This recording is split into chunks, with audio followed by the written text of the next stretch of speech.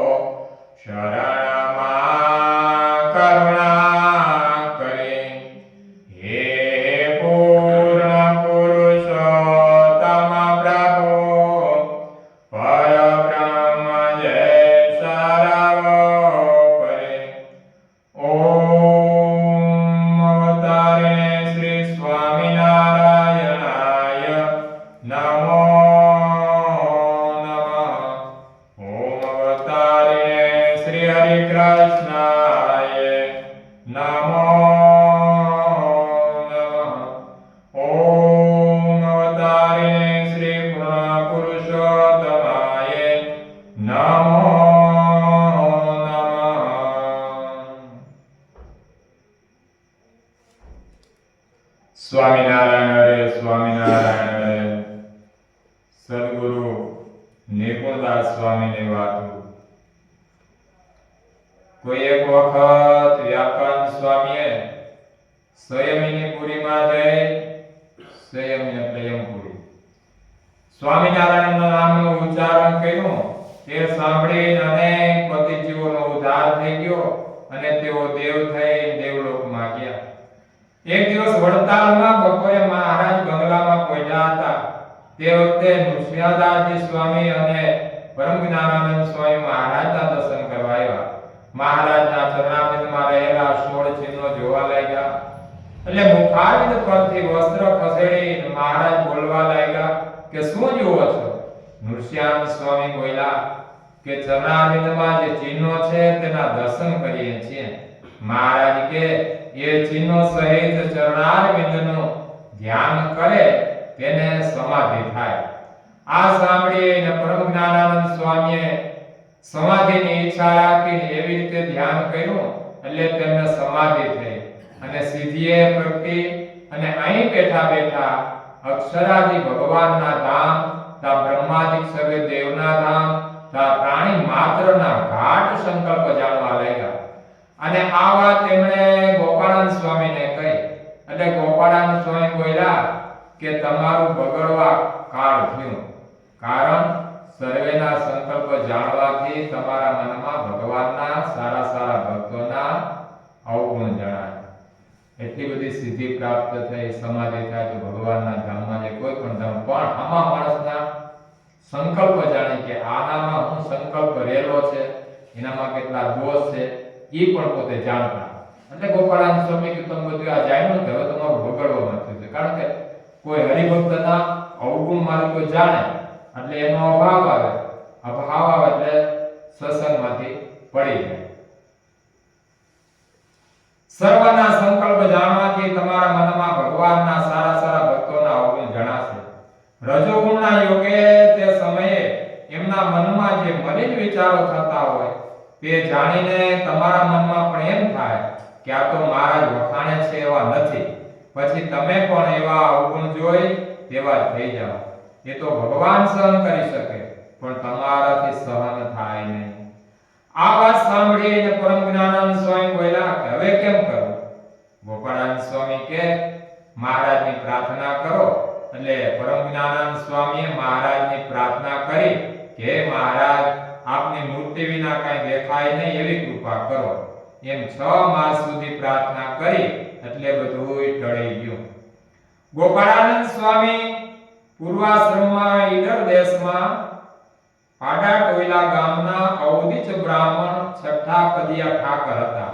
તે નભોઈ ગામમાં ભણવા આવ્યા હતા. મહારાજના સાધુ સર્વેશ્વરાનંદ સ્વામી પણ ત્યાં આવ્યા હતા. તેમના યોગે સત્સંગ થયો.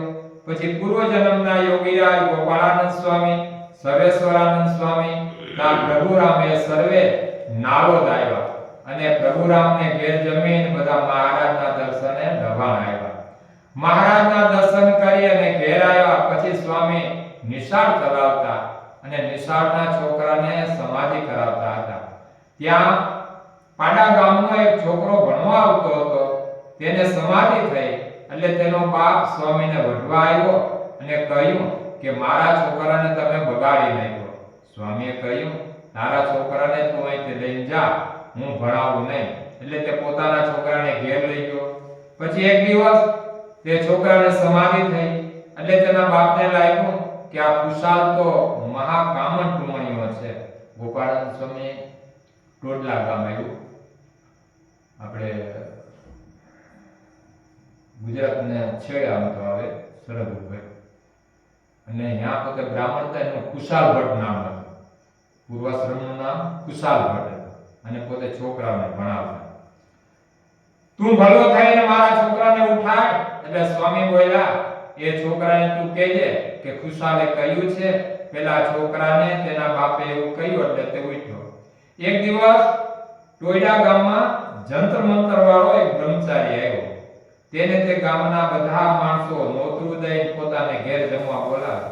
એ બ્રહ્મચારી પોતાની સાથે વિષ્ણુ લઈને જમવા આવે અને તે વિષ્ણુને નૈવેદ્ય ધરાવી અને પોતે જમે. પછી તે વિષ્ણુ તેને ઘેર મૂકીને એમ કહે કે આ વિષ્ણુ તમે હાથવી રાખજો, કોઈને આપશો નહીં.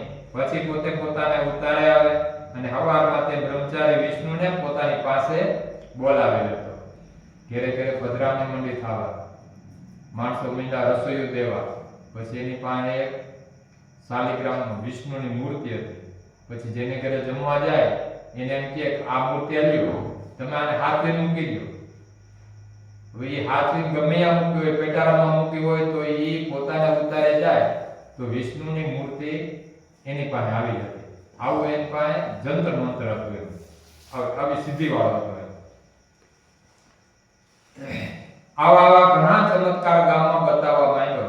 એટલે તો એ ગામમાં નોતરે ચડ્યો. એક પછી નોતરું માંડ્યો આવવાનું અને એનો મનગમતો માન મતર બહુ વધી ગયો. પછી એક દિવસ કુશાલભાઈએ નોતરું દઈ પોતાને ઘેર જમાડ્યો. બ્રહ્મચારી કુશાલભાઈને ઘેર પણ વિષ્ણુ મૂકીને ગયો. પછી તેને વિષ્ણુને બોલાવવા સારું તે રાત્રિએ ઘણો પ્રયત્ન કર્યો અને ઘણા પ્રકારની માયા પ્રેરી તો પણ વિષ્ણુ આવ્યા નહીં. એટલે તો સવારમાં વહેલો ઉઠી અને ભાગી ગયો. કોઈ એક સમયે તે દેશમાં વરસાદ લંબાયો એટલે ગામના માણસોએ આવીને કુશાલભાઈને પ્રાર્થના કરી કે જો વરસાદ નહીં થાય તો બધા મરી જાય, માટે કૃપા કરો તો વરસાદ થાય. એટલે કુશાલભાઈએ મહારાજની પ્રાર્થના કરી, તેથી વરસાદ થયો.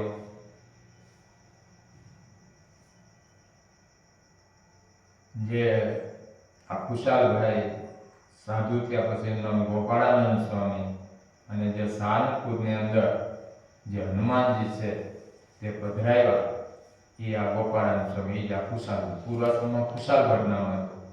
પછી ગોપાળાનંદ સ્વામી બહુ ઐશ્વર્ય ધરાવતા અને બહુ ચમત્કાર પણ એને બતાવ્યા. ત્યાં સારંગપુરમાં હનુમાનજી દાદા પધરાવ્યા. પછી એના વાઘા ખાચર સારંગપુરના અને બહુ દુર્ગળ પણ હતું અને હરિભગત અને અહીંયા સાધુ સંતો રહેતા, મહારાજ પણ જતા. એટલે અહીંયા આવડો જાવડો વધી ગયો બહુ. એટલે બધાયનું પુરવાર થાય નહીં, દુર્ગળપણું. એટલે ગોપાળાનંદ સ્વામીને વાત કરી કે સ્વામી અહીંયા કોઈક એવા દેવ પધરાવો ને તો એમાંથી અમને કોઈ અહીંયા આવે દેવને પગે લાગે, જે કાંઈ કરે તેમાંથી આજે સાધુ સંતોને જમાડી તો એમાંથી વ્યવહાર હાલે. એટલે ગોપાળાનંદ સ્વામી કાંઈ વાંધો નહીં. પછી એવો એક પથ્થર હતો તો એવો પથ્થર એના બાપ દાદાને પાળ્યો હતો મોટો. પાળિયામાંથી પોતે ઘડિયાળને બોલાવી અને હનુમાનજીનું ચિત્ર દોર્યું અને પછી કીધું કે આ પ્રમાણે હનુમાનજી બનાવો. એ પ્રમાણે હનુમાનજી બનાવ્યા. પછી એની પ્રાણ પ્રતિષ્ઠા કરી. એટલે સામે ગોપાળાનંદ એના શિષ્ય હતા ગોવિંદ સ્વામી, એને કીધું તમે આરતી ઉતારો. એટલે એને આરતી ઉતારી એટલે હનુમાનજીની મૂર્તિ હતી ને મંડી કંપવા. પ્રાણ પ્રતિષ્ઠા હોય પણ દેવમાં આપણા હિન્દુમાં પછી ચાહે તે મૂર્તિ હોય, માતાજીની હોય તો ભલે રામ કૃષ્ણની હોય કે કોઈ પણ મૂર્તિની પ્રાણ પ્રતિષ્ઠા થાય ને પછી જેમાં દેવત આવે. તામ તો પથ્થર જ હોય એટલે એની પ્રાણ પ્રતિષ્ઠા થતી ત્યારે એના શિષ્ય આરતી ઉતરતા મૂર્તિ મંડી આમ કંપવા. એટલે કોઈ કીધું સ્વામી રહેવા દો કે ના, મારે આ મૂર્તિની પૂજા કરીને અમે વાતું કરે ને એવું દેવત એમાં મૂકવું છે ગોપાળાનંદ સ્વામી કે. એટલે બીજા ધોલેરાના પૂંજાભાઈ દરબાર હતા, બીજા આજુબાજુથી કાઠીઓ હતા, એને કીધું સ્વામી તમે જો અહીંયા એટલું બધું દેવત મૂકશો ને તો અહીંથી બાજુમાં ગઢડા છે તો ગોપીનાથજી મહારાજનો મહિમા ઘટી જાય, ત્યાં કોઈ નહીં જાય ને બધા અહીંયા જ આવશે. પછી અહીંયાથી એને પોતે પોતાનું ઐશ્વર્ય એટલું એમાં હનુમાનજીમાં રાખ્યું અને બધું નકર હનુમાનજીની મૂર્તિ કંપવા માટે ત્યાં પૂજારી મેં વાતું કરે એવું દેવત મૂકવું હતું. હાલની તકે હજી ત્યાં ગોપાળાનંદ સ્વામી પોતાની બહુ મોટી ઉંમર થઈ ગઈ, 80-85 વર્ષ જેવી ઉંમર હતી.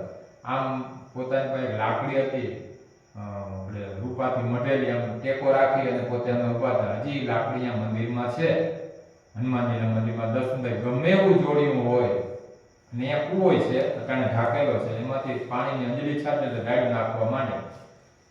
શનિવારે ક્યાંય જાવ ને તો ઘણા બધા જોડિયા હોય અને બહુ અતિ એવું હોય ને તો સૌ ગોપાળાનંદ સ્વામી લાકડી લેવી પડે. ગમે એવું જોડિયું હોય તો ઈ આ ગોપાળાનંદ સ્વામી. એનું પૂર્વાશ્રમ નામ કુશાલ ભટ્ટ, રોડલા ગામ.